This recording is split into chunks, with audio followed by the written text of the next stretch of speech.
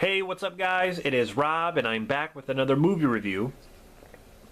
Wild Eye Releasing was kind enough to send me over a copy of the film Soft Matter. Just want to thank Wild Eye for sending me this. I'll put their link in the description for their official website and their YouTube channel. I will also put the trailer to Soft Matter in the description below if you want to see, check that out.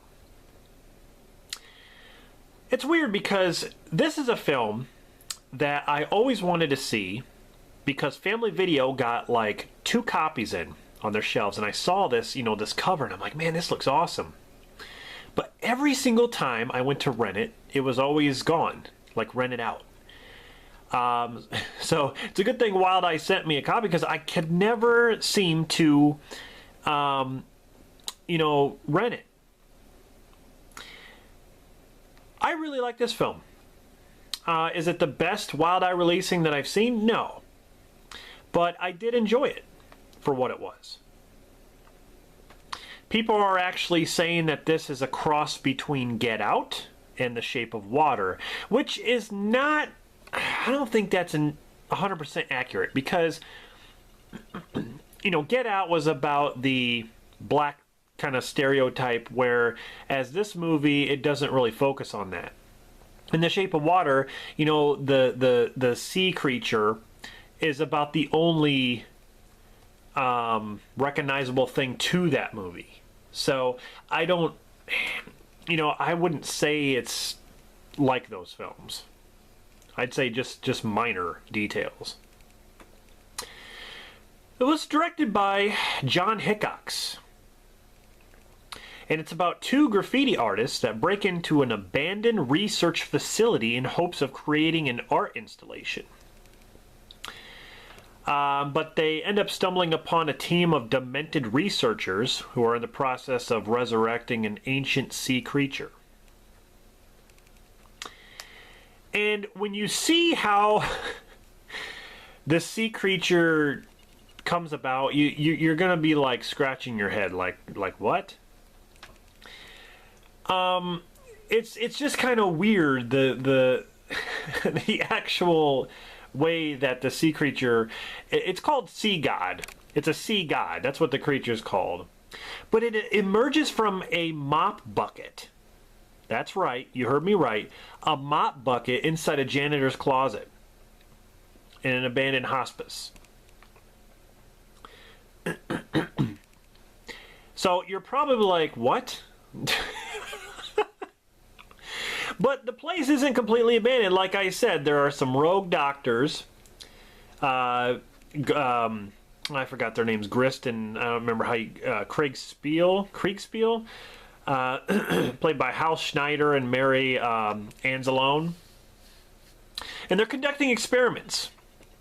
And there's some patients there. They're trying to uncover the secret of immortality. But the result is they turn into hideous, deformed mutants. Then there's this other stuff that happens. The Queen of the Sea shows up to warn them not to continue their experiments because it can only it can grant immortality. It gets, I want to say I don't want to really call it like sci-fi, but there's different things that happen in this movie where you're just like, okay, this is more than just a horror film. But I thought it was cool. There are moments where the CGI is noticeable to be kind of, I don't know, it's, it could have been tweaked or it could have been fixed a little bit, but, this is an independent horror film, and I wasn't really expecting an Oscar-worthy performance or visuals. So, for what it was, I think they did a good job, for sure. Bust in, bug out, and buzz off. This DVD has 2 commentary tracks, which I haven't listened to those yet. but I definitely will. It's got a short film called Slow Creep. Some of the other actors in here is Ruby Lee Dove the second, and like I said, Hal Snyder, Mary Anzalone, Mark Blumberg, Catherine Grady, David Dillard, Sam Stinson, who plays Sam Stinson, I think, plays the sea creature. But yeah, not a bad movie at all. I was very entertained. It's you know, it's cool because most of the film was shot in an abandoned hospice building. And several of the crew members, I mean, I don't know if this is 100% true, but this is what they're going by, is that some of the crew members were experiencing like ghost hauntings in the building. I mean, I kind of believe that if it's an abandoned building, you know, like the same place they shot Shawshank Redemption, that place is actually haunted. So it's, you know, I can believe that. And it's weird because, from what I understand, the day before production began on this movie, the utilities were shut off.